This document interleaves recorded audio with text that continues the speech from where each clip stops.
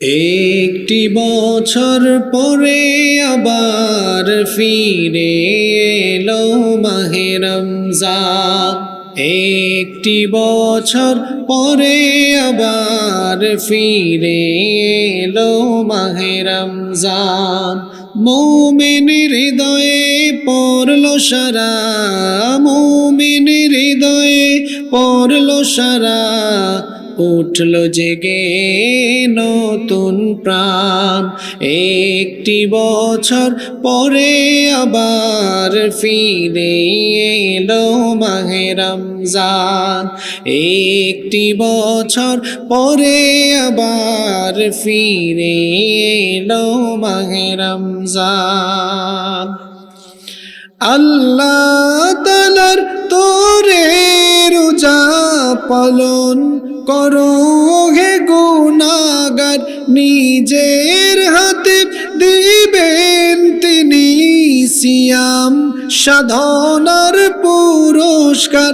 আল্লাহ তাআলার তোরে রোজা পালন করো হে গুনাহগার, নিজের হাতে দিবেন তিনি সিয়াম সাধনার পুরস্কার। রমজানের এই রোজা পালন আল্লাহ তাআলার ফরমান। একটি বছর পরে আবার ফিরে এলো মাহে রমজান। একটি বছর পরে আবার ফিরে এলো মাহে রমজান।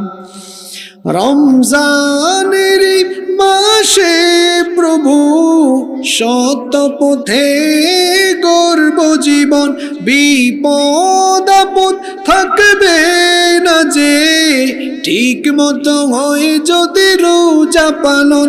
রমজানের মাসে প্রভু সত্য পথে গর্ব জীবন, বিপদ আপদ থাকবে না যে ঠিক মতো হয় যদি রোজা পালন। রমজান সে তো ঢাল স্বরূপ, হৃদয়ে ভরে গাও তার গান। একটি বছর পরে আবার ফিরে এলো মাহে রমজান। একটি বছর পরে আবার ফিরে এলো মাহে রমজান। মুমিনের হৃদয়ে পড়লো সারা, মুমিনের হৃদয়ে পড়লো সারা, উঠলো জেগে নতুন প্রাণ। একটি বছর পরে আবার ফিরে এলো মাহে রমজান। একটি বছর পরে আবার ফিরে এলো মাহে রমজান। জুলুম হলো এমন এক জঘন্য গুনাহ, এই গুনাহের শাস্তি রব্বুল আলামিন দুনিয়া থেকে দেওয়া আরম্ভ করেন। সুতরাং আমি আপনি কারো উপর জুলুম করব না, কোথাও কখনো কারো উপর জুলুম করা যাবে না।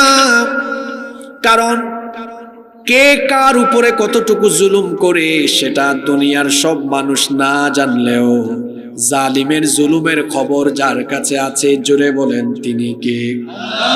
এজন্য রব্বুল আলামিন কোরআনুল কারীমের 14 নম্বর সূরা সূরা ইব্রাহিমের 42 নম্বর আয়াতে বলছেন, ওয়ালা তাহসাবান্নাল্লাহু গাফিলান আম্মা ইয়ামালুল যালিমুন, ইন্নামা ইউআখিরুহুম লিয়াউমিন তাশখাসু ফীহিল আবসার। আল্লাহ তাআলা বলছেন তারা যেন এই কথা মনে না করে, জালিমরা যেন এই কথা না ভাবে যে তাদের জুলুম সম্পর্কে আল্লাহ তাআলা বেখবর, তাদের জুলুম সম্পর্কে আল্লাহ জানেন না। এটা যেন তারা মনে না করে, বরং জালেমরা কত জুলুম করছে সব খবর যার কাছে আছে, গলার আওয়াজ বড় করে সবাই বলেন তিনি কে? আমার আল্লাহর নিয়ম হলো, তিনি জালেমের জুলুমের কারণে সাথে সাথে কোনো জালেমকে ধরেন না, সাথে সাথে কোনো জালেমকে তিনি পাকড়াও করেন না, শাস্তি দেন না। আল্লাহ তাআলা সুযোগ দেন, সময় দেন, অবকাশ দেন। আল্লাহ জালিমকে ছাড় দিলেও তিনি কখনো জালিমকে ছেড়ে দেন না। আবু মুসা আল আশআরী রাদিয়াল্লাহু আনহু এই হাদিসের বর্ণনাকারী সাহাবী। হাদিসটি বুখারী এবং মুসলিম শরীফের মধ্যে বর্ণিত হয়েছে। আল্লাহর নবী বলেছেন, ইন্নাল্লাহা লা ইউমলি লিয-যালিম, নিশ্চয়ই আল্লাহ তাআলা জালিমকে সময় দেন, সুযোগ দেন, অবকাশ দেন। আল্লাহ জালেমকে ছাড় দেন, কিন্তু আল্লাহ কোনো জালেমকে ছাড়েন না। ফাইদা আখাযাহু লাম ইউফলিতহু, আল্লাহ ধরেন না, ধরেন না, ধরেন না। যখন আল্লাহ ধরেন তখন আর ছাড়েন না। আল্লাহ তাআলা জালেমদেরকে সুযোগ দেন, সময় দেন, কিন্তু আল্লাহ যখন ধরেন তখন আর ছাড়েন না। আল্লাহর ধরার নিয়ম হলো এমন। আল্লাহ তাআলা সূরা বুরুজের মধ্যে বলেছেন, ইন্না বাতশা রাব্বিকা লাশাদীদ,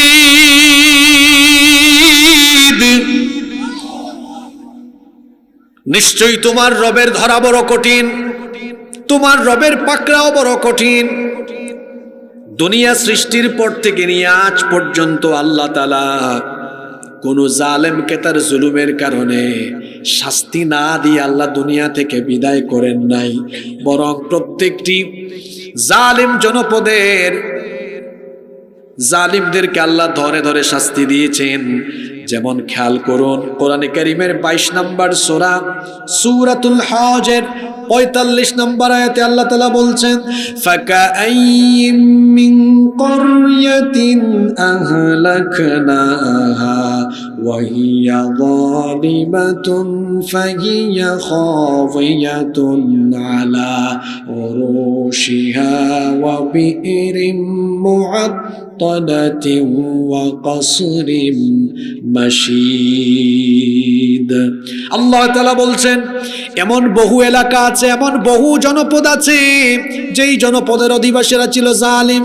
আমি আল্লাহ তাদের জুলুমের কারণে যখন তাদেরকে ধরেছি, পাকড়াও করেছি, তখন এমন ভাবে আযাব আর গজব দিয়েছি, তাদের বাড়ি ঘরের ছাদ বিধ্বস্ত করে গোটা জনপদকে আমি ধ্বংস করে দিয়েছি, তাদের এলাকার কুয়াগুলোকে আমি পরিত্যক্ত বানিয়েছি।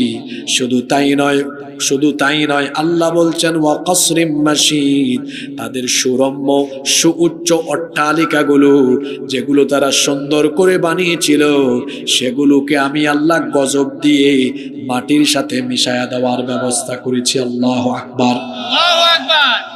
রব্বুল আলামিন কোরআনুল কারীমের 29 নম্বর সূরা সূরাতুল আনকাবুতের 40 নম্বর আয়াতে আরো চমৎকার করে বলছেন, ফাকুল্লান আখাযনা বিযামবিহি ফামিনহুম মান আরসালনা আলাইহি হাসিবা ওয়া মিনহুম মান আখাযাতহুস সাইহাতু ওয়া মিনহুম মান খাসাফনা বিহিল আরদা ওয়া মিনহুম মান আগরাকনা ওয়া মা كان الله ليظلمهم ولكن كانوا أنفسهم يظلمون।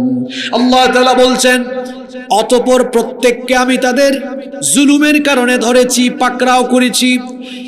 সূরা আনকাবুতের এই 40 নম্বর আয়াতে আল্লাহ তাআলা পৃথিবীর 4টি জালিম সম্প্রদায়ের কথা উল্লেখ করে তাদের উপর আল্লাহ যে জুলুমের কারণে তাদেরকে শাস্তি দিয়েছেন, সেই শাস্তির কথা এই আয়াতের মধ্যে বলেছেন কে? আল্লাহ। মনোযোগ আছে? এই আয়াতে আল্লাহ 4টি জালেম সম্প্রদায়ের উপরে আল্লাহর তরফ থেকে আসা 4 ধরনের আযাবের কথা বলেছেন। আল্লাহ বলছেন, এই 4টি সম্প্রদায় এমন জালিম ছিল। 1 নম্বর সম্প্রদায়ের কথা আল্লাহ বলছেন, আমি আল্লাহ তাদের জুলুমের কারণে ফামিনহুম মান আরসালনা আলাইহি হাসিবা, আসমান থেকে আমি পাথর কুচির বৃষ্টি পাঠিয়ে বংশ শুদ্ধা শেষ করে দিয়েছি। এরপরে আল্লাহ বলছেন ওয়ামিনহুম মান আখাযাতহু সাইহা, কাউকে কাউকে আমি বজ্রনিনাদের মাধ্যমে সমূলে ধ্বংস করে দিয়েছি। ওয়ামিনহুম মান খাসাফনা বিহিল আরদ, কাউকে কাউকে তাদের জুলুমের কারণে জমিন উল্টায়া দিয়া মাটির তলায় ধসায়া দিয়েছি। তারপরে 4 নম্বরে আল্লাহ বলছেন ওয়ামিনহুম মান আগরাকনা, কাউকে কাউকে আমি আল্লাহ পানিতে ডুবায়া 14 গোষ্ঠী শেষ করে দিয়েছি। পানির অপর নাম আমাদের সবার জন্য জীবন, কিন্তু ফেরাউনের জন্য আর তার বাহিনীর জন্য পানির অপর নাম মরণ করে দিয়েছেন কে?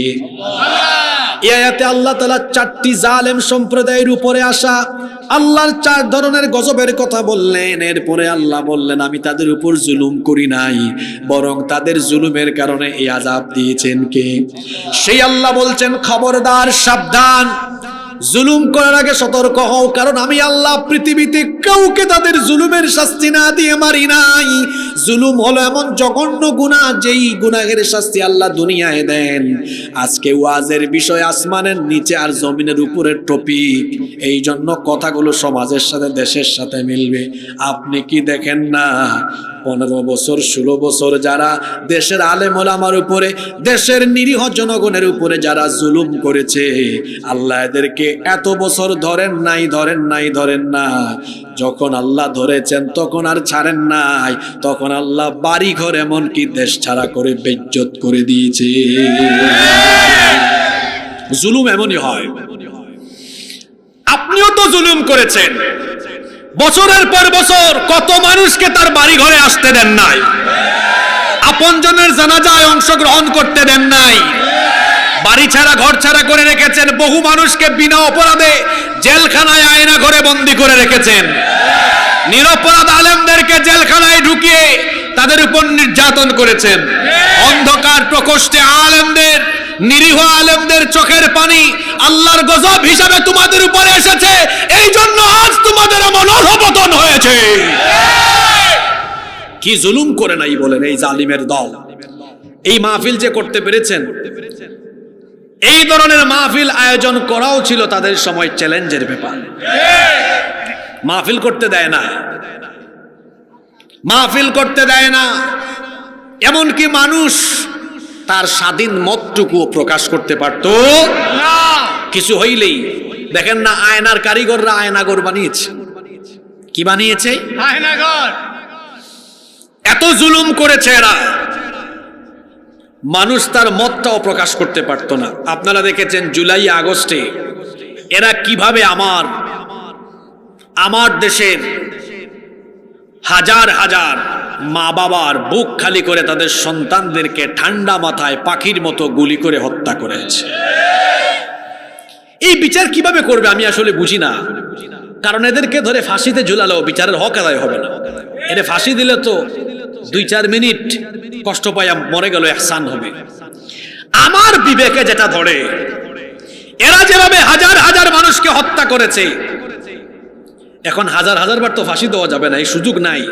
চান্স থাকলে বলতাম দেন, যেহেতু এই সুযোগ নাই, সেহেতু বছরের পর বছর যারা মানুষের উপর অত্যাচার নির্যাতন করেছে, এরপরে চোরের মতো দেশ থেকে পালিয়ে গিয়েছে, সরকারকে বলবো এদেরকে দেশে ফিরায় এনে তাদের বানানো আয়না ঘরে তাদেরকে ঢুকায় রাখা দরকার। জুলুম এর শাস্তি দুনিয়াতে আছে, খবরদার জুলুমের শাস্তি আল্লাহ না দিয়ে দুনিয়া থেকে কোনো জালেমকে বিদায় করেন নাই। আমরা বহু বলেছি, আপনাদেরকেও মাহফিলে আসলে বলতাম ধৈর্য ধরেন, রাতের পরে যেমন দিন আছে, অন্ধকারের পরে যেমন আলো আছে, এই নির্যাতন জুলুমের পরে একদিন নতুন সূর্য আসবে। আসে নাই? না, এখনো ভালো করে আসে নাই। নতুন সূর্য সেদিন আসবে যেদিন এই বাংলাদেশে আল্লাহর দিন ইসলাম কায়েম হবে।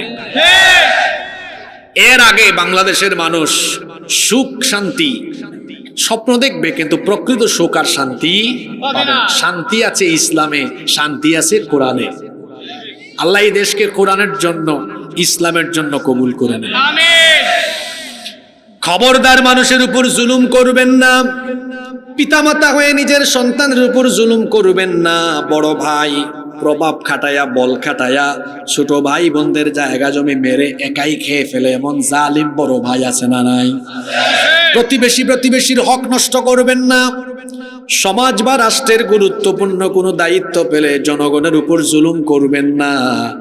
কোনো স্তরে কোনো পর্যায়ে কখনো কারো উপর জুলুম করবেন না, কারণ জুলুমের শাস্তি এত ভয়ানক। মরার পরে তো জাহান্নাম, কিন্তু মরার আগে ওই লোকটাকে বেইজ্জত বানায়া যিনি এই দুনিয়াবি গজবে তাকে পতিত করেন, জোরে বলেন তিনি কি?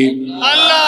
সেই আল্লাহ বলছেন, ইয়া ইবাদি, হে আমার বান্দারা, ইন্নী হারামতুজ যুলমা আলা নাফসি, নিশ্চয়ই আমি আমার নিজের উপরে জুলুমকে হারাম করে দিয়েছি। ওয়াজআলতুহু বাইনাকুম মুহাররামান ফালা তাযালামু, অতএব আমি তোমাদের উপরে জুলুম হারাম করে দিলাম, কারো উপর জুলুম করো না। আমার আল্লাহ মাজলুমের পক্ষে, জালিমের বিপক্ষে। এমনকি এক হাদিসে এরকমও এসেছে, কথা খেয়াল করে শোনেন। আল্লাহর নবী বলেছেন, ইত্তাকু দাওয়াতাল মাজলুম, মজলুমের বদদুয়া থেকে তোমরা নিজেকে বাঁচাও। তার কারণ হলো, মজলুম যখন আল্লাহর দরবারে দোয়া করে, আল্লাহ মজলুমের দোয়া ফিরাইয়া দেন না। এমনকি মজলুম যদি কাফির হয়, আল্লাহর নবী বলেছেন, ওয়া ইন কানা কাফিরান ফাইন্নাহু লাইসা দুনাহা হিজাব, যদি কোনো মজলুম কাফির হয়, আল্লাহ ওই মজলুম কাফিরের পক্ষে থাকবেন। জালিম যদি মুসলমান হয়, আল্লাহ ওই জালিম মুসলমানের বিরুদ্ধে যাবেন, আর আল্লাহ মজলুম কাফিরের পক্ষে থাকবেন। আসলে বিষয়টা মুসলমান আর কাফেরের নয়, বরং আল্লাহ সব সময় জালিমের বিরুদ্ধে, মজলুমের পক্ষে। এজন্য খবরদার কারো উপর জুলুম করবেন না, কারণ জুলুমের পরিণতি বড় ভয়াবহ। আল্লাহ জালিমকে কখনো ছেড়ে দেন না। আমার আল্লাহই তো জালিমের উপরে দয়া দেখান নাই। কেউ যদি আমাদের সমাজে এমন থাকে, কয় জালিমকে মাফ করো, মনে রাখবেন জালিমের প্রতি দয়া দেখানো একটা জুলুম। যে জালিমকে দয়া দেখায় সেও জালেম।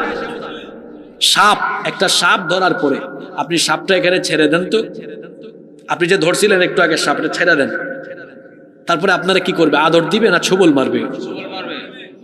সাপ যেমন ধরার পরে ছেড়ে দিলে ছোবল মারে, তেমনি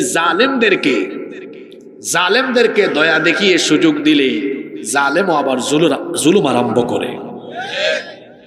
সম্মানিত ভাইয়েরা, কষ্ট হচ্ছে আপনাদের? যেন জুলুম করা যাবে না। এমন 5টা গুনাহ আছে যে 5টা গুনার শাস্তি নগদ, বাকি না। নগদ ক্যাশ, ওই যে ক্যাশ ইন ডেলিভারি আছে না, এরকম নগদ কারবার। বাকি তো পরে, মরার পরে। আর নগদে শাস্তি আছে। এমন কয়টা পাপের কথা বলতেছি? 5টা। 1 নাম্বার জুলুম। এলাকায় কিছু পাতি নেতা চামচা ছিল না, এলাকার মানুষকেও শান্তিতে থাকতে দেয় নাই। আজকে তারা শান্তিতে আছে? ঘর বাড়ি ফালাইয়া থইয়া চোরের মতো পালিয়ে গিয়েছে। আপনি মানুষকে অশান্তি দিবেন, আল্লাহ আপনাকে অশান্তিতে ফেলবেন। সুতরাং খবরদার, কারো উপরে জুলুম করবেন না, কারণ জুলুমের শাস্তি নগদ না বাকি? নগদ। আসতে বললেন কেন? জুলুমের শাস্তি নগদ না বাকি? নগদ শাস্তি। দেখেন নাই, একজন বলেছিল 41 পর্যন্ত থাকবো, আল্লাহ জুতার বাড়ি খাওয়া তাকে দেশ থেকে বিদায় করে দিয়েছে। কষ্ট হয় নাকি? 2, আরেকটা পাপের শাস্তি নগদ, বাকিতে না। সেটা কি? আব্বা আম্মার সাথে বেয়াদবি করা, পিতামাতার সাথে নাফরমানি করা। যারা তাদের বাবা মায়ের সাথে বেয়াদবি করবে, এরা দুনিয়াতে শাস্তি পাবে নগদ না বাকি? নগদ। আর বাকি শাস্তি আছে আখিরাতে। সেটা কি? আল্লাহর নবী বলেছেন, হুমা জান্নাতুকা হুমা নারুকা। আল্লাহর নবী বলেছেন, এই পিতামাতা তোমার জান্নাত। অর্থাৎ তুমি তোমার পিতামাতার খেদমত করলে তোমার আল্লাহ খুশি হয়ে তোমাকে জান্নাত দিয়ে দিবেন। সুবহানাল্লাহ। আও হুমা নারুকা, অথবা এই পিতামাতা তোমার জাহান্নাম। অর্থাৎ যদি তুমি তোমার পিতামাতার সাথে বেয়াদবি করো, পিতামাতা যদি তোমার উপর অখুশি হয়, নারাজ হয়ে যায়, আল্লাহও নারাজ হয়ে যাবেন। এই জন্য পিতামাতার সাথে যারা বেয়াদবি করবে, এরা বিনা হিসাবে জাহান্নামে যাবে। আল্লাহ হিসাবও করবেন না। আল্লাহ বলবেন, এর সাথে আমার কোনো হিসাব নাই, বিচারও নাই, এরা বিনা হিসাবে জাহান্নামে ফালাও। নাউযুবিল্লাহি মিন। তাহলে বোঝা গেল মা বাবা আমাদের জন্য অনেক সেন্সিটিভ একটা জায়গা। এখানে কোনো ধরনের আজে বাজে আচরণ করা যাবে না। শুনেন, আল্লাহ নবীর একটা হাদিস আমার মনে পড়ল। এই হাদিসটা মুস্তাদরাকে হাকিমের ভেতরে বর্ণিত হয়েছে। আল্লাহ নবী বলেছেন, বাবানি মুআজ্জিলানি উকুবাতুহুমা ফিদ দুনিয়া। আল্লাহ নবী বলেছেন, দুইটা পাপের দরজা হলো এমন, এই দুইটা পাপের দরজা দিয়ে যারা প্রবেশ করে দুনিয়াতে আল্লাহ তাদেরকে তড়িঘড়ি করে দ্রুত গতিতে শাস্তি দেন। এক নাম্বার হলো আল বাগী, আল্লাহর সাথে সীমা লঙ্ঘন। দুই নাম্বার হলো হুকুকুল ওয়ালিদাইন, পিতামাতার অবাধ্যতা। যারা তাদের বাবা মায়ের অবাধ্য হয়, বাবা মায়ের সাথে বেয়াদবি করে, আল্লাহ ওই নাফরমান সন্তানকে তড়িঘড়ি করে দুনিয়াতে শাস্তি দেন। এজন্য খবরদার ও আমার যুবক ভাইয়েরা, যাদের ঘরে এখনো আব্বা আম্মা আছে, মনে রাখবেন আপনাদের ঘরে আপনাদের জন্য জান্নাত আছে। জান্নাত তালাশের জন্য এত দূরে যাওয়া লাগবে না। পিতা মাতার পায়ের তলায় যিনি জান্নাত রেখে দিয়েছেন তিনি কে? আল্লাহ নবী বলেছেন, আলা উহাদ্দিসুকুম বিআকবারিল কাবাইর, আমি কি তোমাদেরকে এমন কিছু কবিরা গুনাহ সম্পর্কে সচেতন করব না যেগুলো বড় মারাত্মক কবিরা গুনাহ? সাহাবীরা এই কথা শুনে বললেন, বালা ইয়া রাসূলুল্লাহ, আমরা বলি সাল্লাল্লাহু আলাইহি ওয়াসাল্লাম, অবশ্যই আপনি আমাদেরকে সচেতন করেন। আল্লাহর নবী তখন বললেন, সবচাইতে বড় কবিরা গুনাহ হলো আকবারুল কাবাইরি আশরিকু বিল্লাহ, সবচাইতে বড় কবিরা গুনাহ হলো আল্লাহর সাথে শিরক করা। আর আল্লাহর সাথে শিরক করার পরেই দুই নাম্বার সবচেয়ে জঘন্য বড় কবিরা গুনাহ হলো হুকুকুল ওয়ালিদাইন, পিতা মাতার অবাধ্য হওয়া। পিতা মাতার অবাধ্য হওয়া কবিরা গুনাহ। জোরে বলেন তো, আব্বা আম্মার অবাধ্য হওয়া কি কবিরা গুনাহ? আল্লাহর নবী বলেছেন, রিদাল্লাহু ফি রিদাল ওয়ালিদাইন ওয়া সাখাতুল্লাহু ফি সাখাতিল ওয়ালিদাইন। পিতামাতার সন্তুষ্টিতে আল্লাহ সন্তুষ্ট, পিতামাতার অসন্তুষ্টিতে আল্লাহ অসন্তুষ্ট। খবরদার আমার ভাইয়েরা, আব্বা আম্মাকে নারাজ করবেন না। বাবা মাকে নারাজ করলে আপনার উপর নারাজ হবেন কে? আল্লাহ। এজন্য পিতামাতার সাথে কথা বলার ক্ষেত্রে, আচার আচরণের ক্ষেত্রে সচেতন হতে হবে। আল্লাহ তো কোরআনে কারিমে শিখিয়ে দিয়েছেন, ফালা তাকুল্লাহুমা উফ, তোমার পিতামাতার প্রতি বিরক্ত হয়ে উফ শব্দ পর্যন্ত বলো না। ওয়ালা তানহারহুমা, এমনকি তোমার আব্বা আম্মাকে ধমক দিও না, রাগ করে কথা বলো না, গলার আওয়াজকে বড় করো না, চোখ রাঙিয়ে চক্ষু মোটা করে ধমকের স্বরে পিতামাতার সাথে কথা বলো না। আমরা বললাম, আল্লাহ আমরা আমাদের পিতামাতার সাথে কেমন আচরণ করব, কেমন করে কথা বলবো? আল্লাহ তাআলা আমাদেরকে শিখিয়ে দিলেন, পড়েন আমার সাথে, ওয়াকুল লাহুমা কওলান কারীমা, সম্মানের সাথে বিনয়ের সাথে পিতামাতার সাথে কথা বল। সুবহানাল্লাহ। পিতামাতার সাথে বেয়াদবি করবেন না।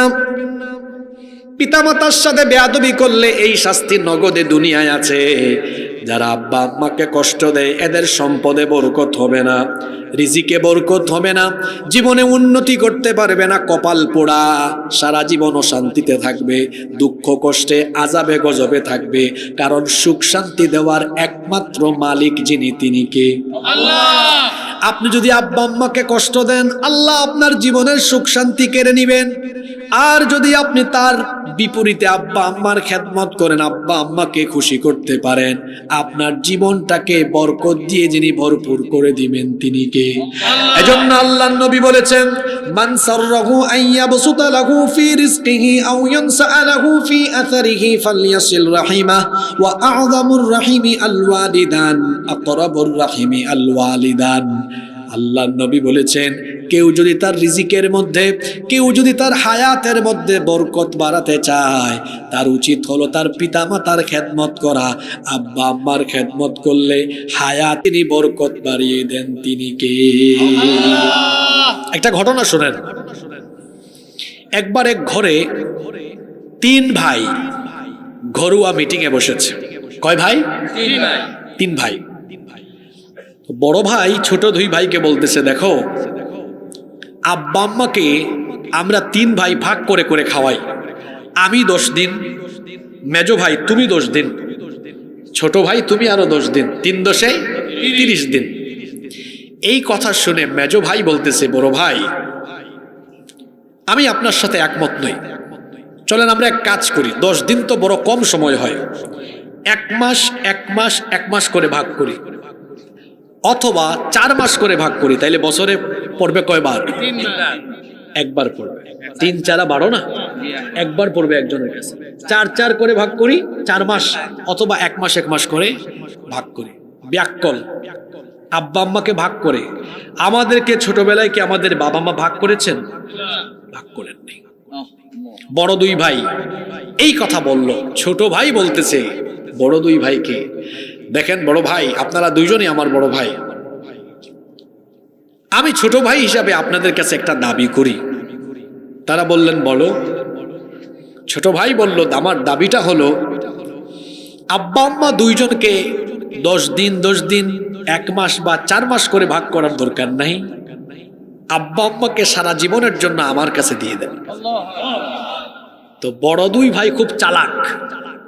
2 ভাই মনে মনে বলতেছে আরে কি ফায়দা হইল, ছোট ভাই যদি নিয়ে নেয়, সেই যদি দেখাশোনা করে চিকিৎসা করায়, খাওয়া দাওয়া করায়, তাহলে তো আমাদের পয়সা বাঁচবে, আমাদের আর দায়িত্ব নেওয়া লাগবে না। বড় 2 ভাই কায়দা করে জবাব দিয়েছে, দেখো তুমি আমাদের ছোট ভাই, ছোট ভাই হয়ে বড় ভাইয়ের কাছে দাবি করছো, এটা কি আমরা ফালাইতে পারি? যাও তোমার দাবি আমরা পূরণ করে দিলাম। মাঝখান থেকে মুরব্বী চাচা এই 3 ভাইয়ের কথা শুনছে। চাচা এসে বলতেছে ছোট ভাইকে, ভাতিজা তুমি তো আস্ত একটা ব্যাককল। ছোট ভাই বলতেছে, চাচা আপনি আমাকে ব্যাককল বললেন কেন? ওই চাচা বলতেছে, তোমাকে ব্যাককল বলবো না, তোমরা 3 ভাই ভাগ করে নিলে 3 ভাইয়ের খরচ হইতো, এখন যে তুমি একা দায়িত্ব নিলা, তোমার খরচ বাড়লো আর তোমার 2 ভাইয়ের খরচ কমলো। তখন ভাতিজা বলল, চাচা আপনি বাপের বয়সী মানুষ, রাগ কইরেন না, আপনি অঙ্কে কাঁচা হলেও আপনি দুনিয়া আখিরাতের হিসাবে বড় কাঁচা। আপনি যে আমাকে ব্যাককল বললেন যে যুক্তিতে, এখন তো আমাকে বলতে হয়, রাগ কইরেন না, আপনিও ব্যাককল, আমার 2 ভাইও ব্যাককল। চাচা বলতেছে, এত বড় কথা, আমাকেও ব্যাককল বলো, তোমার 2 ভাইকেও ব্যাককল বলো? হ্যাঁ ঠিকই বলছি।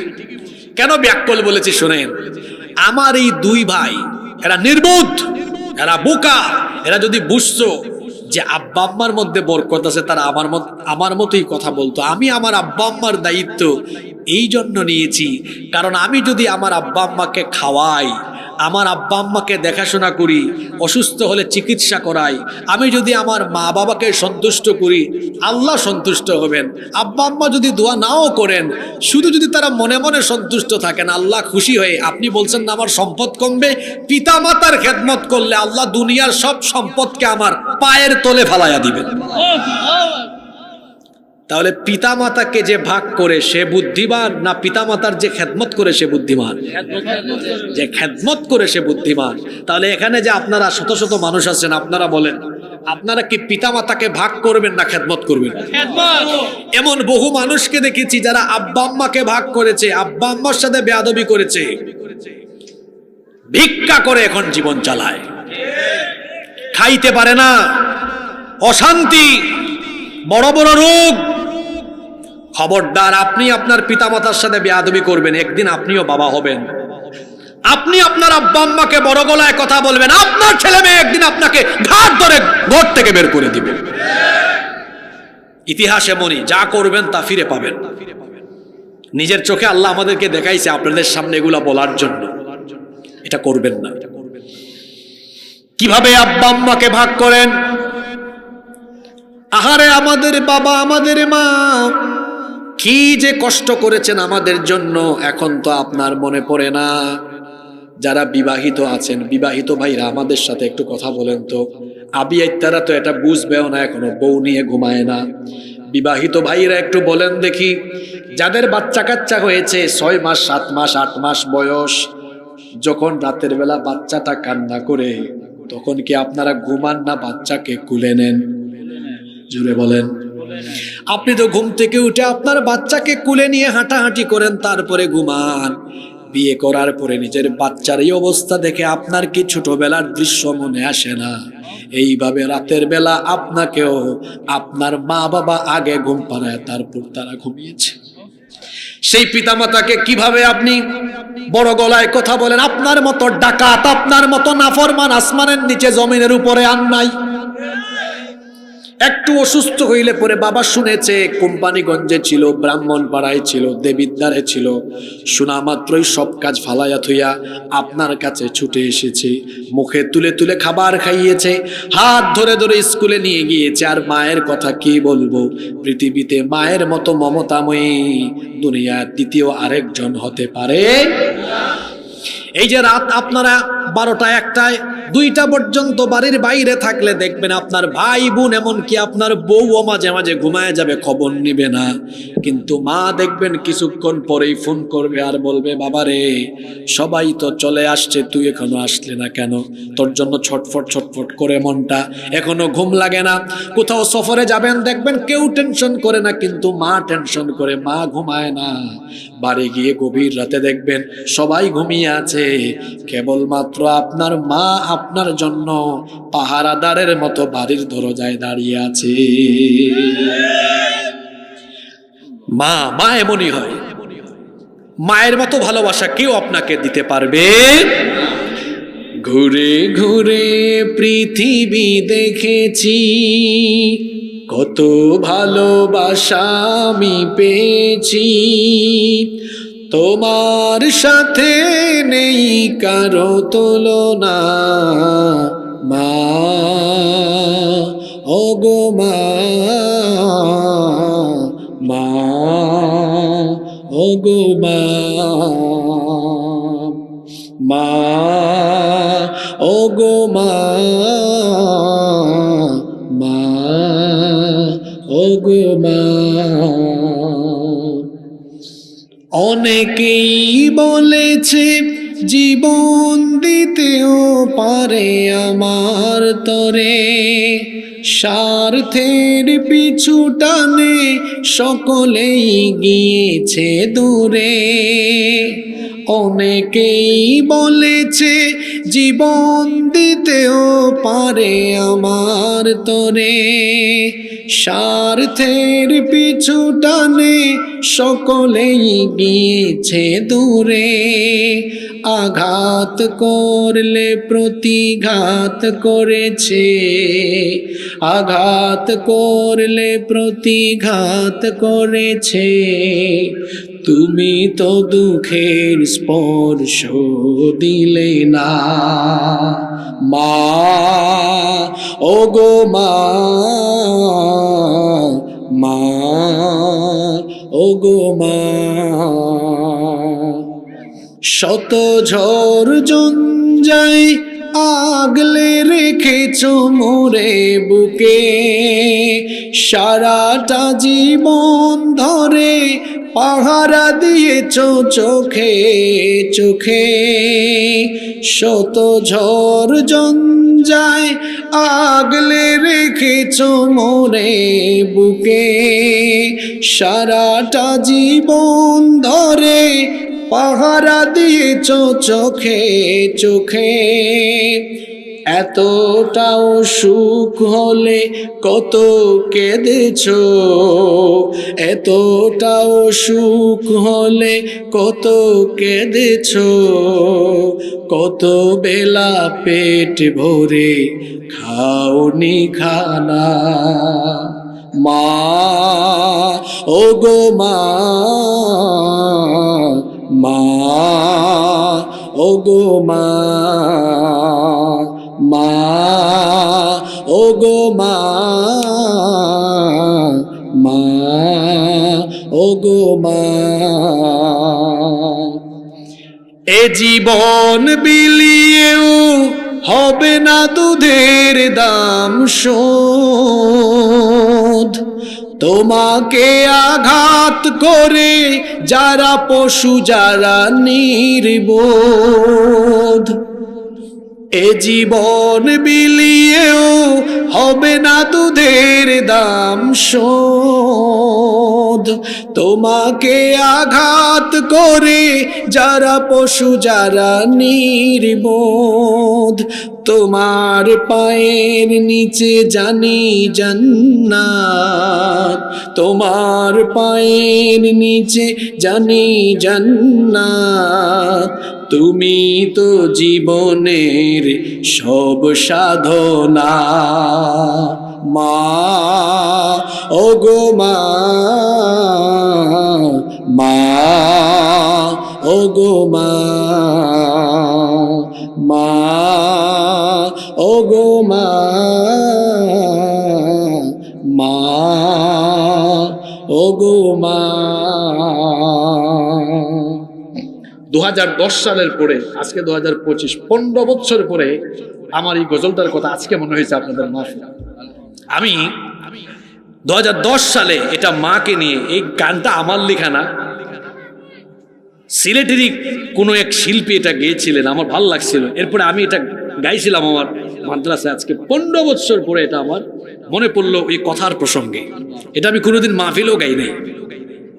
মা কি জিনিস, এই গজলটা এমনি এমনি গাই নাই, এগুলো কুরআন হাদিসের কথা। হ্যাঁ, মায়ের পায়ের তলে জান্নাত আছে না, এখানে তো বলা হয়েছে তোমার পায়ের নিচে জানি জান্নাত। কি সুন্দর অন্তরা দেখেন, এ জীবন বিলিয়েও হবে না দুধের দাম শোধ। ছোটবেলায় যে দুধ পান করেছেন তখন তো মাছ খাইতে পারতেন না, মাংস খাইতে পারতেন না, সবজি খেতে পারতেন না, শুধু খাবার ছিল মায়ের বুকের দুধ। সেই মায়ের বুকের দুধের ঋণ শোধ করার জন্য শরীরের চামড়াগুলা ছিল যদি স্যান্ডেলের ফিতাও বানাই, মায়ের এক ফোঁটা দুধের হক আদায় করা সম্ভব হবে না। আল্লাহু আকবার। 4 দিন আগে বিয়ে করেছে, এসে বলে হুজুর আমার আব্বা আম্মা আমার বউর উপর জুলুম করে, আমি কি করব? কি করবা মানে? তোমার আব্বা আম্মা যদি কাফের হয়, জালিমও হয়, আল্লাহ বলেছেন, রসুল বলেছেন আব্বা আম্মার খেদমত করতে হবে। সুজা কথা, এখানে কোনো প্রশ্ন চলবে না, কোনো আপত্তি চলবে না। বউ বউয়ের জায়গায়, মা বাপ মা বাপের জায়গায়। একজন সাহাবী এসে বলেছেন আমার আব্বা আম্মা কাফের, আমি কি করব? সাহাবী ভাবছিলেন রসুল বলবেন আব্বা আম্মা থেকে সেপারেট হও। রসুল বলেছেন বাড়ি যাও, তোমার কাফের মা বাবার খেদমত করো। সুবহানাল্লাহ পড়বেন না? আরেক সাহাবী এসে বলছেন আমাকে যুদ্ধে যাবার পারমিশন দেন, জিহাদে। রসুল বলছেন তোমার কি মা আছে? হ্যাঁ আছে। বাড়ি যাও, তোমার মায়ের পায়ের তলায় জান্নাত আছে, যুদ্ধ করা লাগবে না, জিহাদ লাগবে না, মার খেদমত করো, আল্লাহ জান্নাত দিবেন। সুবহানাল্লাহ। পিতা মাতার খেদমতে আছে জান্নাত। আর যারা পিতা মাতার সাথে বেয়াদবি করে মরার পরে কোথায়? কথাটা কেমনে বলছিলাম? জাহান্নাম না, বলছিলাম আল্লাহর তার সাথে কোনো হিসাবই নাই। ও বিনা হিসাবে, জোরে বলেন, ও বিনা হিসাবে জাহান্নামী। আল্লাহর তার সাথে কোনো হিসাবের ফাংশনই নাই, ফাংশন নাই, অপশনই নাই। ওর হাতে আমলনামা দেওয়া হবে, আল্লাহ তো চিনবেন ও তার আব্বা আম্মার সাথে বেয়াদবি করেছে, আল্লাহ তাকাবেনও না। এমন বহু হাদিস আছে যাদের দিকে আল্লাহ তাকাবেন না, কথা বলবেন না, জাহান্নাম থেকে মুক্তি দিবেন না। এর মধ্যে এক শ্রেণী হলো যারা আব্বা আম্মার সাথে বেয়াদবি করে। হাদিস শুনতেছেন? কিয়ামতের মাঠে দাঁড়াবে সলিমুদ্দিন, আবুল কালাম, কুখ্যাত সন্তান, যে তার আব্বা আম্মার সাথে বেয়াদবি করেছে। আল্লাহ বলবেন ফেরেশতারে ধরো, আমার সামনে থেকে সরাও, আমি তার দিকে তাকাবো না, তার সাথে আমার কোনো কথা নাই, তাকে বিনা হিসাবে জাহান্নামে ফেলাও। কথা কি কানে যায়? কয়েক শ্রেণীর মানুষের সাথে আল্লাহ কিয়ামতের দিন কথা বলবেন না, এরকম বহু হাদিস আছে। যেমন যারা টাকনুর নিচে কাপড় ঝোলায় হাঁটে, আল্লাহ এদের সাথে তাকাবেন না, কথাও বলবেন না, আল্লাহ বলবেন এর সাথে কথা নাই, এর সরাও। এরা এক শ্রেণী। মদ্যপ, মদ্যপ, এর সাথেও আল্লাহর কোনো কথা নাই। এরপরে আব্বা আম্মার সাথে বেয়াদবি করে, আল্লাহ তাকাবেন না, বলবেন ফেরেশতা এরা সরাও, এর সাথে আমার কোনো কথা নাই, এর সাথে আমার কোনো কিছু নাই, এর বিনা হিসাবে জাহান্নামে ফেলাও। এটা বাকি, মরার পরে বাকি, বাকি না এটা। আর নগদ কি? নগদ হলো দুনিয়াতেই সন্তান সম্পদে বরকত পাবে না, অভাবী হবে। এখন দেখবেন মাঝে মাঝে বিপরীত হয়, আব্বা আম্মাকে দেখতে পারে না, তাও আল্লাহ এর সম্পদ দিছে, গিয়া দেখেন ওর রাতে ঘুম নাই, ওর রাতে ঘুম নাই। আরো আছে, আপনাদের মনোযোগ আছে? ও যখন দাওয়াত খেতে আসে মানুষ তারে মজার মজার খাবার দেয়, ও বলে আর দিয়েন না, মুখে স্বাদ নাই, খাইতে পারে না। হারামখোর, তুই স্বাদ পাবি কেমনে রে? তুই তো তোর আব্বা আম্মার মুখে খাবার তুলে দেস না, এজন্য আল্লাহ তোর জিহ্বার স্বাদ কেড়ে নিয়েছেন। এর রোগবালাইও বেশি। অর্থাৎ আব্বা আম্মার সাথে বেয়াদবি যে করবে তাকে আল্লাহ দুনিয়াতে শাস্তি দিবেন, নগদ না বাকি। জোরে বলেন, নগদ না বাকি? এখানে যত ভাইয়েরা আছেন আব্বা আম্মার খেদমত করার দরকার আছে না নাই? আজকেই বাড়িতে গিয়ে আব্বা আম্মার পা ধরে মাফ চাইবেন, মাফ করে দিবেন। আব্বা আম্মার থেকে দোয়া নিবেন। এই যে আমার আম্মা আছেন, আমার আব্বা নাই। আমি গত পরশুদিন সিলেট থেকে আসছি। আমি আমার কথা যুবক ভাইদেরকে উৎসাহ দেওয়ার জন্য আমি টুপি খুলে দিলাম। আমার আম্মাকে বললাম আমার মাথায় ফু দেন, আল্লাহ যেন স্মরণ শক্তি বাড়ান। বুকে ফু দেন, আল্লাহ যেন তাকওয়া বাড়ান। আমার আম্মা বলতেছেন, আমি হাইসা হাইসা বলতেছেন, বয়স্ক মানুষ তো, সিলেটি ভাষায় বলতেছেন, আমি আর তোমারে কিতা ফু দিতাম, আমার ফু আমি এই বলি, মানে আমার ফু কাজে আসবে কিনা। আমি বললাম আমার জন্য একমাত্র আপনার ফুই কাজে আসবে। কাবা শরীফের ইমামের ফু আমার কাজে লাগবে না, আপনার তাই কাজে লাগবে। কারণ পিতামাতার দোয়া ডিরেক্ট কবুল করেন কে? আল্লাহ। আমি আমার মাকে বললাম, আমি তো আপনার কাছে মুরিদ হইছি, আপনি আমার ওলি, পৃথিবীতে আপনার চাইতে বড় ওলি আর কেউ নাই। আমার মা কেঁদে ফেলছে।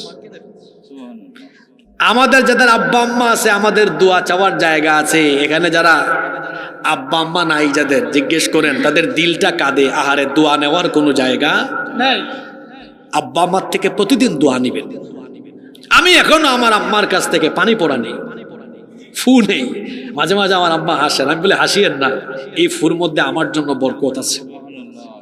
পৃথিবীতে আব্বা আম্মার দোয়া ছাড়া বড় হওয়া যায় না। এজন্য ছাত্র ভাইরা, যুবক ভাইরা, খবরদার, আব্বা আম্মার সাথে বেয়াদবি করা চলবে না। দুনিয়ায় যদি আপনি সম্মানিত হতে চান, বড় হতে চান, কল্যাণ চান, সমৃদ্ধি চান, আব্বা আম্মাকে খুশি করতে হবে। এই যে ছোটবেলায় আব্বা আম্মা ঘুম পাড়াইছে না, কয়জন ভাই এখানে আছেন যে রাতের বেলা তার অসুস্থ বাবাকে ঘুম পাড়ায়? অসুস্থ বাবা, কোমরে ব্যথা, পিঠে ব্যথা, বাত হয়েছে, পায়ে ঘুমাইতে পারে না। আপনার দায়িত্ব হলো বাবার রুমে যাওয়া, একটু পাটা টিপে দেন। আমি আমার কথা বলি, আমার বাবা তো মারা গিয়েছেন অনেক আগে, 2012 সালে। আমি আমার বাবার পায়ের মধ্যে বাতের রোগ ছিল। বেশিরভাগ রাতে আমি আমার বাবার পা টিপে টিপে ঘুম পাড়াতাম। আর গুনগুন করে করে আমার বাবা দোয়া করতো, আল্লাহ আমার ছেলেটা আমাকে শান্তিতে ঘুম পাড়াইতেছে, আল্লাহ আমার ছেলেটাকে তুমি আলেম বানাই দিও। এই দোয়াগুলো আমার এখনো কানে বাজে। এমনি এমনি আল্লাহ আমাকে আপনাদের সামনে কথা বলাচ্ছে না, পা টিপে টিপে আমি আমার বাবাকে ঘুম পাড়িয়েছি। আমার মা আছে, এই ওয়াজ আমার মাও শুনতে পারে। আমার মা জানে এখনো আমি আমার মাকে ঘুম পাড়ায় তারপর আমি ঘুমাতে যাই। প্রায় সময় আমার আম্মা আমাকে বলে, তুমি ঘুমায় যাও, লাগবে না। আমি বলি, আম্মা আমাকে ছোটবেলায় আপনি যেমন ঘুম পাড়ায়া তারপরে ঘুমাইছেন, আমারও দায়িত্ব হলো এই বার্ধক্য বয়সে আপনাকে ঘুম পাড়ায় তারপরে আমার ঘুমানো। আব্বা আম্মাকে এরকম ঘুম পাড়ায় দেখিয়েন, মনে মনে এমন দোয়া দিবে, বলবে, আল্লাহ আমি বুড়া মানুষ, শান্তি পাই না, আমার ছেলেটা, আমার মেয়েটা আমাকে এত সুন্দর করে মাথাটা টিপে, হাত পা টিপে ঘুম পাড়াইলো, আল্লাহ আমি খুশি হয়ে গেলাম। আমার সন্তানের উপরেও তুমি খুশি হয়ে যাও। একটু দোয়া পেয়ে দেখেন না, জীবন বদলে যাবে, জীবন বদলে যাবে।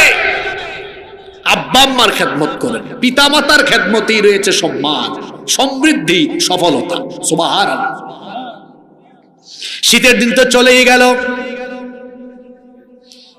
একটু কমলা, একটু আনার, শীতের দিনে আনার, ওই যে ডালিম কি আর কি, বেদানা না, এটার নাম কি, লাল লাল যে আনার, একটু শীতের দিনে আনার দেখবেন ভালো লাগে, একটু মিষ্টি লাগে, মজা লাগে। একটু আনার, একটু কমলা এনে আব্বা আম্মার রুমে যান। আপনার মনে নাই ছোটবেলায় আপনার আব্বা আম্মা লুকায় লুকায় আপনাকে অনেক কিছু খাওয়াইছে, ভুলে গিয়েছেন আপনি? মোরগ জবাই করেছে, রান আপনাকে দিয়েছে, মাছের সুন্দর অংশটা আপনাকে দিয়েছে। এই বার্ধক্য বয়সে আব্বা আম্মাকে নিয়ে খাবার খেতে বসেন, আপনি আব্বা আম্মাকে খাওয়ান, দামি দামি খাবার খাওয়ায়া আর আপনি দামি দামি পোশাক দিয়ে আব্বা আম্মার মন ভরাতে পারবেন না। সুন্দর পরিবেশনার সুন্দর আচরণ দিয়ে আপনি মন ভরাই দিতে পারবেন। একটু মুখে তুলে খাওয়ান, পাশে নিয়ে বসেন, বলেন আম্মা আব্বা এই মাছের অংশটা আপনি খান, আমি আপনার জন্য আলাদা করে রাখছি। দেখবেন মনে মনে খুশি হয়ে যাবে। ঈদ আসবে, সর্বোচ্চ বাজেট থাকবে আপনার আব্বার জন্য, আপনার আম্মার জন্য সবচেয়ে বড় বাজেট, সবচেয়ে বেশি পরিমাণ বাজেট থাকবে বাবার জন্য, মায়ের জন্য। বাপ মাকে বাপ মার জায়গায় রাখবেন, বাপ মাকে সবচেয়ে বেশি সম্মান করবেন। আপনি শীতের দিন গেল একটু ফল মুখে তুলে খাওয়ায় দেন। রাতের বেলা আপনার বাবার রুমে যান, মায়ের রুমে যান। যারা স্কুল কলেজে পড়তেন, মাদ্রাসায় পড়তেন, মনে করে দেখেন ছোটবেলা আপনি যখন বাড়ি থেকে যেতেন, আব্বা মেসের খরচ দিত 3000 4000 টাকা, আর মা যাওয়ার সময় ডাকতো বাবারে এদিকে আয়। তারপরে ওই যে আঁচলের মধ্যে পেজ দিয়ে থাকা টাকা থেকে কিছু টাকা হাতে দিয়ে বলে এগুলো দিয়ে আলাদা করে নাস্তা খাইস, আছে না নাই? ওই ডিম বিক্রি করা, হাঁস মুরগ বিক্রি করা টাকা থেকে টাকা দিয়েছে। এখন আপনি আপনার আব্বা আম্মাকে আপনার উপার্জন করা টাকা পয়সা থেকে মাস শেষে কিছু টাকা হাতে দিবেন, বলবেন আব্বা আম্মা এগুলা রাখেন, আপনি আপনার মতো খরচ করেন, মুখে তুলে খাওয়াই দিবেন। আব্বা আম্মা যদি একবার শুধু খুশি হয়ে আপনার জন্য একটা মুচকি হাসি মারে, আল্লাহর কসম আল্লাহর আরশ আপনার উপর খুশি হয়ে যাবে। পিতামাতার খেদমত করতে হবে। পিতামাতার খেদমত না করার শাস্তি নগদ না বাকি? জোরে বলতে হবে, নগদ না বাকি? টাটকা নগদ। কষ্ট হচ্ছে নাকি? কয়েক মিনিট থাকা যাবে না আরো? 3, বাকি 3টা বলবো না মোনাজাত দিয়ে দিব? 3, কোন মুসলমানের মান সম্মান নষ্ট করার শাস্তি নগদ, এটা বাকি না। এটা কি? নগদ। আপনি যদি কারো মান সম্মান নষ্ট করেন, আল্লাহ আপনার মান সম্মান নষ্ট করে দিবেন। হাদিসটা বলার আগে আপনাকে একটা উদাহরণ দেই। আমার দেশে ভাতের হোটেলের এক মালিক ছিল, তার নামটা জানি কি? হারুন। হারুন নাম মনে নেই আপনাদের? হ্যাঁ, ডিবিতে অফিসে বসে ভাত খাওয়াইতো, আর ওইদিকে আয়না ঘরে নিয়ে নির্যাতনও করত। কওমি অঙ্গনের একজন আলেম আছেন, মাওলানা রফিকুল ইসলাম মাদানী। উনি উনার বক্তব্যে এবং ফেসবুক স্ট্যাটাসে লিখেছেন, আমাকে একবার ডিবি অফিস থেকে বের করে ঢাকায় হাতির জিলে নিয়ে 2 দিকের রাস্তা বন্ধ করে দিয়ে তারপরে একটা অসভ্য মহিলাকে এনে আমার পাশে রেখে ছবি তুলতেছে। আর ডিবির লোকজন আমাকে বলতেছে, আমরা রিমান্ডে যা জিজ্ঞেস করবো স্বীকারোক্তি দিতে হবে, না দিলে এই ছবি তুলছে এগুলা ছাইরা দিব, আপনাকে অসম্মান করব। তখন মাওলানা রফিকুল ইসলাম মাদানী বলছেন, কি বলেন হারুন সাহেব, আমাকে নিয়ে ভাত খান আর আপনারা এগুলা কি করেন? এই নাটক কেন করেন? যিনি ভাত খাইছেন উনি হচ্ছে এই নাটকের স্ক্রিপ্টের মূল পরিচালক। ইন্না লিল্লাহি ওয়া ইন্না ইলাইহি। এই হারুন শুধু 1-2 আলেম না, বহু আলেম আর বহু ভালো মানুষের ইজ্জত নিয়ে টানাটানি করেছে। আল্লাহ তাকে নগদে বেজ্জত করেছেন, এমন বেজ্জত করেছেন আজকের পবিত্র মাহফিলে আমি এই ভদ্র সমাজে এই কথাগুলো বলতে পারবো না। আপনারা জানেন আল্লাহ কি হারুনকে বেজ্জত করে দেন নাই? জোরে বলেন, বেজ্জত করে দেন নাই? বিচারপতি কালামানিক আল্লামা সাঈদীর মতো লোককে কথায় কথায় যুদ্ধাপরাধী ধর্ষণকারী বলতো। এমন এক শাস্তি পেয়েছে, ধরাও খাইছে আমাদের সিলেটে গিয়ে। আর আমাদের সিলেটের মানুষ যে অতিথি পরায়ণ, এটা না গেলে বোঝা যায় না। তারে ধইরা কলা পাতার মধ্যে শুয়াইছে। তারপরে শুনছি সিলেটের মানুষ তার কি জানি করে ফেলেছে। আপনি বেজ্জত করবেন, আপনিও বেজ্জত হবেন। বড় বড় আলেমদেরকে মাদ্রাসা থেকে মসজিদ থেকে ধরে নিয়ে গিয়েছে, তারপরে সামনে ককটেল রেখে অস্ত্রশস্ত্র রেখে মিডিয়াতে প্রচার করেছে জঙ্গি ধরা পড়েছে। আমি কি বানায়া বললাম না? এগুলি ছিল দেশে। যারা এটা করেছে আবার আলেমদেরকে জেলখানায় উঠাতো রশি দিয়া বেঁধে। আপনারা দেখেন নাই? আপনারা যখন দেখেছেন আপনাদের অন্তর কেঁদেছে, দোয়া করেছেন। আপনারা আলেমদের জন্য দোয়া করছেন না? অনেক মহিলারা রোজা রেখেছে, অনেকে ওমরাতে দোয়া করেছে, হজে দোয়া করেছে, আদালত চত্বরে দেখেছে দোয়া করেছে। এরা নিরীহ আলেমদেরকে বেজ্জত করেছে। আজকে আল্লাহ এদেরকে এমন বেজ্জত করেছেন, এরা যখন আদালত চত্বরে উঠে আলেমদের জন্য মানুষ করতো দোয়া। আর এই জালেমগুলাকে যখনই মানুষ আদালত চত্বরে দেখে পচা ডিম আর সিরা জুতা দিয়ে পিটায়। আপনি কাউকে বেজ্জত করার চেষ্টা করবেন, আপনি বেজ্জত হয়ে যাবেন। এই মহিলা আল্লামা সাঈদীকে বিভিন্ন ধরনের আজে বাজে অপবাদ দিয়ে আল্লামা সাঈদীকে জনবিচ্ছিন্ন করার চেষ্টা করেছে। আল্লাহ তাআলা এই মহিলাকে জনবিচ্ছিন্ন করে দিয়ে এমন বেজ্জত করেছেন, শেষ পর্যন্ত কোনো মতে জান বাঁচিয়ে চোরের মতো পার্শ্ববর্তী দেশে পালিয়ে গিয়েছে। আপনি কোন সম্মানিত মানুষকে অপমান করবেন, এই শাস্তি বাকি না নগদ? আজকের ওয়াজের বিষয় নগদ, কোনো বাকি কথা নাই, নগদ না সব নগদ। এবার হাদিস শুনেন, এটা মুসলিম শরীফের হাদিস। আন ইবনে উমর রাদিয়াল্লাহু আনহুমা ক্বাল, আব্দুল্লাহ ইবনে ওমর রাদিয়াল্লাহু আনহুমা হাদিসের বর্ণনাকারী সাহাবী, তিনি বলছেন সাঈদা রাসূলুল্লাহ সাল্লাল্লাহু আলাইহি ওয়াসাল্লাম আল মিম্বার ফানাদা বিসাউতির রাফিয়া।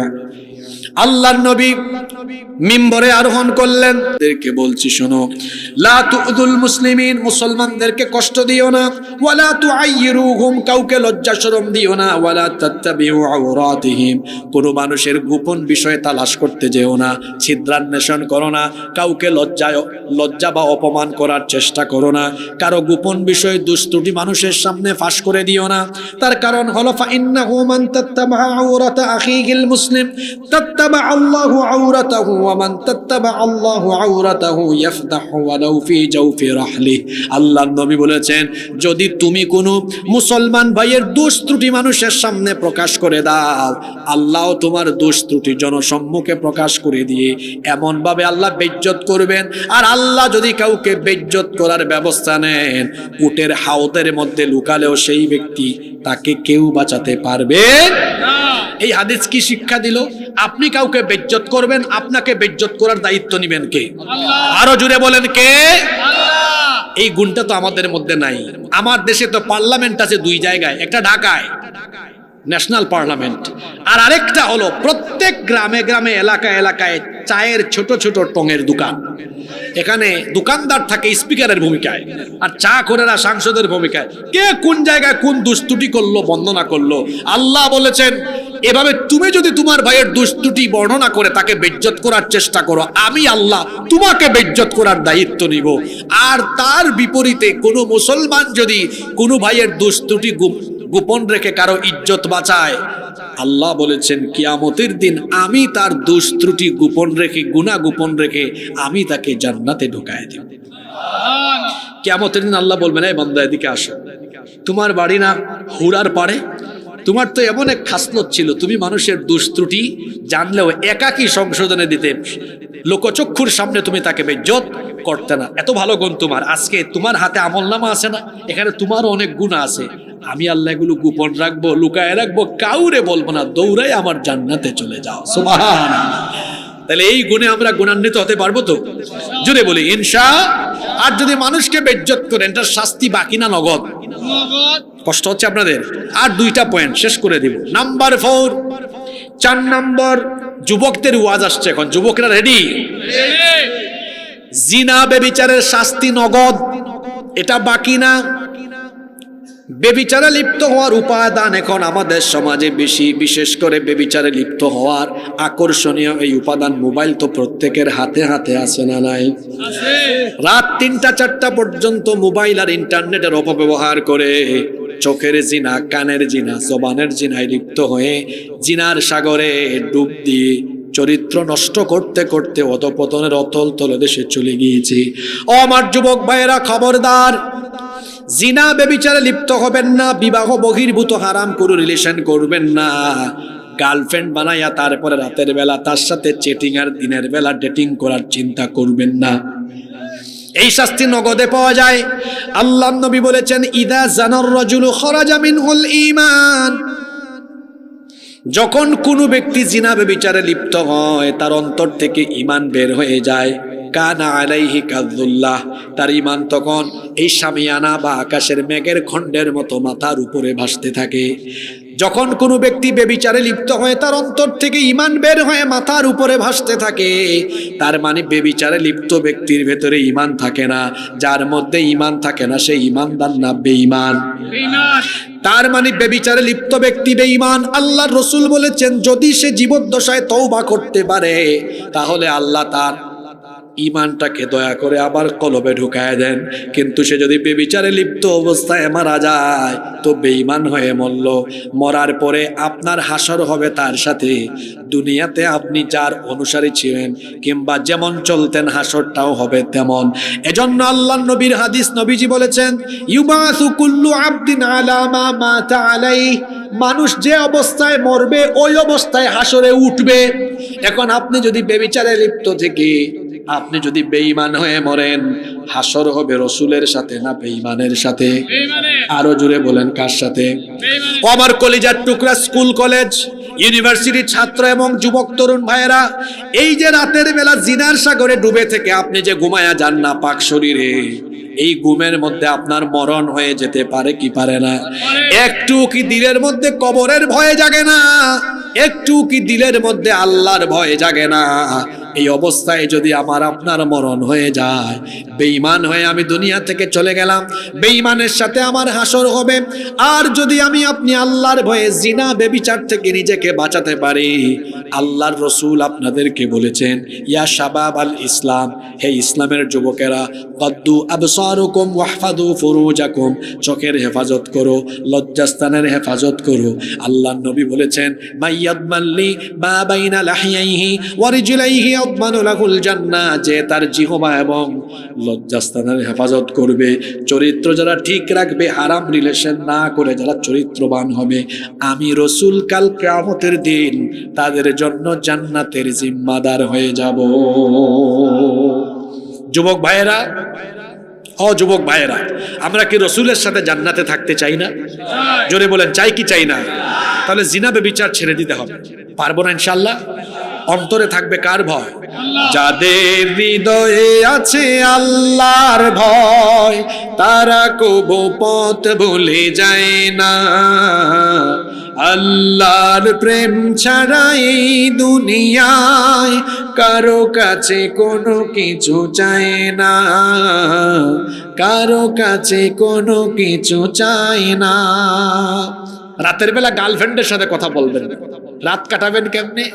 রাতের আধারে যারা সিজদাতে রয়, দু চোখের অশ্রুতে নদী যেন বয়, ছলনার হাত ছানি যত আসুক, পেছনে ফিরেও তাকায় না, পেছনে ফিরেও তাকায় না।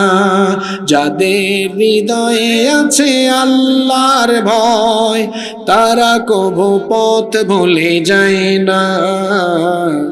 আল্লাহর প্রেম ছাড়া এই দুনিয়ায় কারো কাছে কোনো কিছু চায় না, কারো কাছে কোনো কিছু চায় না।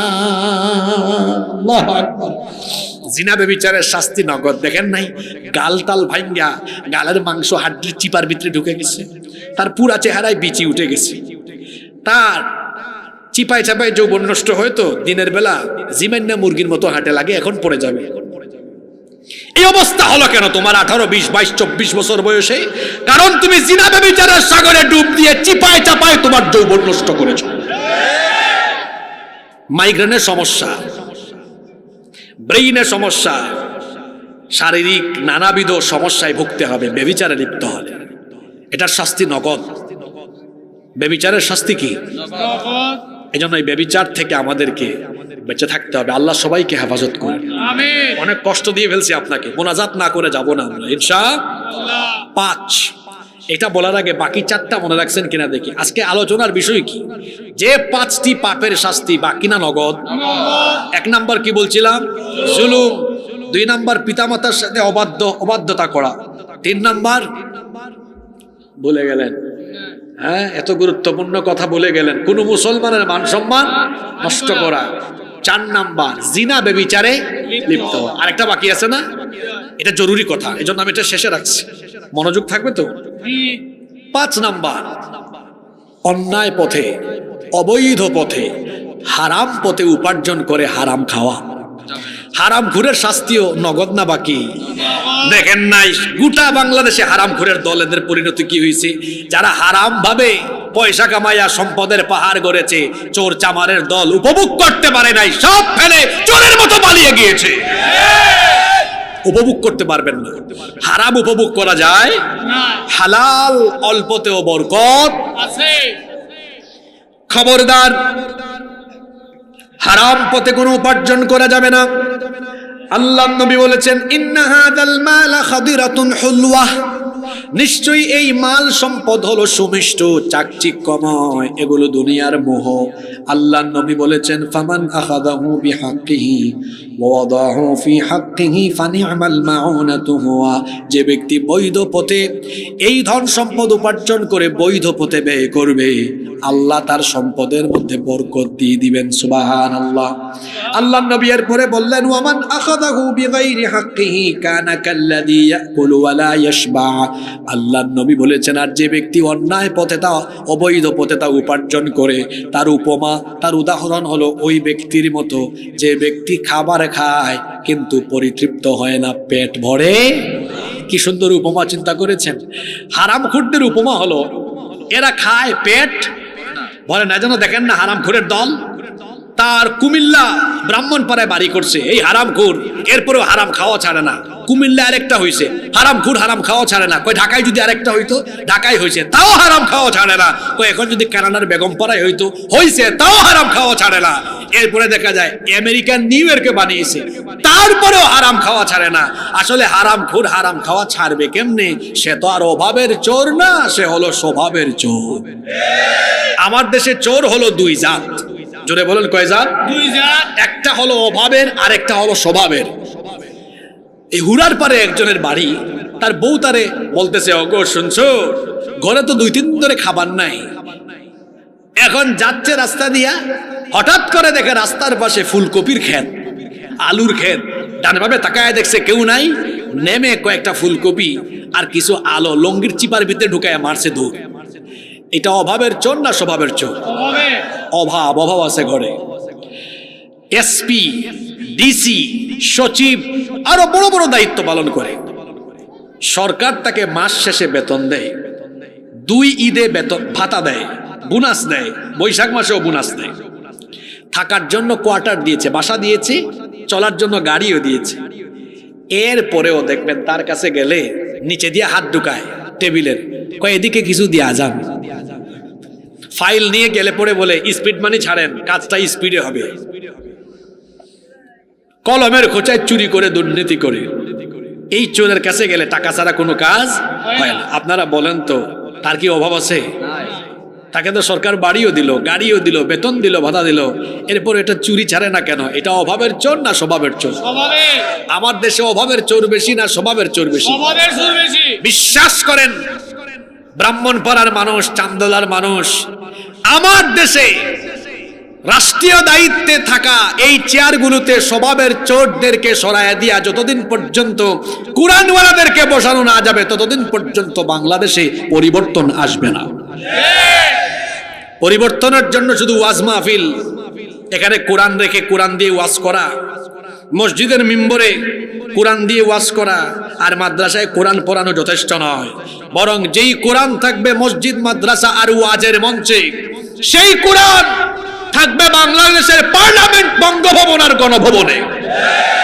সেই কোরআন পার্লামেন্ট, বঙ্গভবন আর গণভবনে যখন ঢুকবে, তখন বাংলাদেশ সুশৃঙ্খল ভাবে চাঁদাবাজ, দুর্নীতিবাজ, চোর ডাকাতদের কাছ থেকে মুক্ত হয়ে বাংলাদেশ সুশৃঙ্খল ভাবে পরিচালনা হবে। এজন্য শুধু ওয়াজ আয়োজন করলে, বক্তব্য দিলে আর শুনলেই দায়িত্ব শেষ হবে না। সকলকে মিলেমিশে এই বাংলাদেশকে কোরআনের বাংলাদেশ হিসেবে বিনির্মাণের জন্য কাজ করতে হবে। জোরে বলি ইনশাআল্লাহ। হারাম খাওয়া যাবে না। এটার শাস্তি নগদ না বাকি? নগদ। কেমন নগদ ওইটাও বলি। দেখবেন হারামখোরদের এত এত রোগ, খাইতে বসছে, কই ইনসুলিন আনো। খাইতে বসছে, কয় খাবার আবার 12টা ট্যাবলেট আনো। খাইতে বসছে, কয় হুজুর খাইতে পারি না। তুই খাবি কেমনি রে বল? তুই তো এমন ব্যবসায়ী, ব্যবসার মধ্যে ভেজাল ঢুকায়া দিয়া বহু মানুষের শরীর নষ্ট করেছিস। তুই তো একটা খুনি। আপনারা খুনি কেন বলছি বুঝেন নাই? এই লোক যে খাবারের মধ্যে ভেজাল ঢুকাইয়া এই খাবারটা কত মানুষ খাইলো, কত মানুষের শরীরে রোগে বাসা বাঁধলো। এই লোকটা কি এত মানুষকে রোগ পালাই এবং তাদেরকে মৃত্যুর দিকে ঠেলে দেওয়ার জন্য এই লোক কি দায়ী নয়? তুই কত মানুষের মুখের খাবারের রুচি কেড়ে নিয়েছিস, এজন্য তোর মতো হারামখোরের মুখের রুচি আল্লাহ কেড়ে নিয়েছেন। কিচ্ছা একটা মনে পড়ছে, এটা বলে শেষ করব। কিচ্ছাটা কি বলবো? একবারে হারামখোর হজের টাইমে গেছে হজে, তারপরে জিদ্দা বিমানবন্দরে নেমে তালবিয়া পাঠ শুরু করছে। লব্বাইক আল্লাহুম্মা লব্বাইক লব্বাইক লা শারীকা লাক লব্বাইক ইন্নাল হামদা ওয়ান নি'মাতা লাক ওয়াল মুলক লা শারীকা লাক লব্বাইক আল্লাহুম্মা লব্বাইক। বলে কি লব্বাইক আল্লাহুম্মা লব্বাইক, হে আল্লাহ আমি হাজির, আমি হাজির, আমি উপস্থিত। আল্লাহ বলেন কিরে বাটপার, তুই যে বললি তুই হাজির, তুই যে আসার সময় ইহরামের কাপড়টা পরে আসলি, এটাও তো হারাম টাকায় কিনা। তুই যে ভিসা আর টিকিট করলি, ওইটাও তো হারাম টাকা। এখানে যে মক্কা মদিনায় 30-40 দিন থাকবি, ওইটাও তো হারাম টাকা।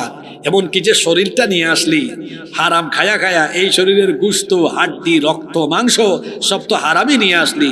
আইসা বলতেছিস আল্লাহ আমি হাজির। তোর মতো হারামখোরের উপস্থিতি আমি আল্লাহ গ্রহণ করলাম না। এখানে আলেমরা বসে আছেন, উনাদেরকে সাক্ষ্য রেখে বলছি, আল্লাহ রসুল বলেছেন ইবাদত কবুলের পূর্ব শর্ত হলো, দোয়া কবুলের পূর্ব শর্ত হলো হালাল খাওয়া। কি খাওয়া? যে ব্যক্তি হালাল খায় না, এই হারামখোরের ইবাদতও কবুল হবে না, দোয়াও কবুল হবে না, তার সব আমল বাতিল, কোনো আমল কবুল হবে না। হারাম খাওয়া সগীরা গুনাহ না কবিরা গুনাহ? কবিরা গুনাহ। হারাম খাওয়া যাবে না, সমস্ত ইবাদত বরবাদ হয়ে যাবে, আমল বাতিল হয়ে যাবে। আর হারাম খাইলে দুনিয়াতে নগদ শাস্তি আছে। এমন এমন রোগ আল্লাহ দিবেন, হারাম পয়সা যা কামাইছে সব মাউন্ট এলিজাবেথে গিয়ে দিয়ে আসা লাগে। শান্তি থাকবে না, সুখ থাকবে না। দেখবেন অনেক লোক 30 বছর ধরে রিক্সা চালায়, এমন মানুষ পান না? আমি পাইছি এরকম। 30 বছর রিক্সা চালায়, মাগরিবের পরে তাকে 2 প্লেট ভাত দেন, সাথে আলু ভর্তা ডাল দেন, কচকচ করে খাই ফেলবে। কি রুচি! আল্লাহু আকবার। আরেক লোক এসি বাড়িতে থাকে, এসি গাড়িতে চলে, দেন 1 চামচও খাইতে পারে না, ওকে খাইতে পারে না, রুচি নাই। তো রুচি থাকবে কেমনে? তুই তো বহু মানুষের মুখের রুচি কেড়ে নিয়েছিস। আর যদি এই রিক্সাওয়ালা ভাইকে ওই খাবার দিতে পারেন, 2 মিনিট লাগবে না, সব শেষ করে ফেলবে। আমার ভাইয়ের রুচি আছে কেন জানেন? ওই প্যাডেল চালায়া চালায়া কষ্ট করে করে উপার্জন করে, যে হারাম তো নাই, হালাল পয়সা কামায়, তো মুখে রুচি আছে।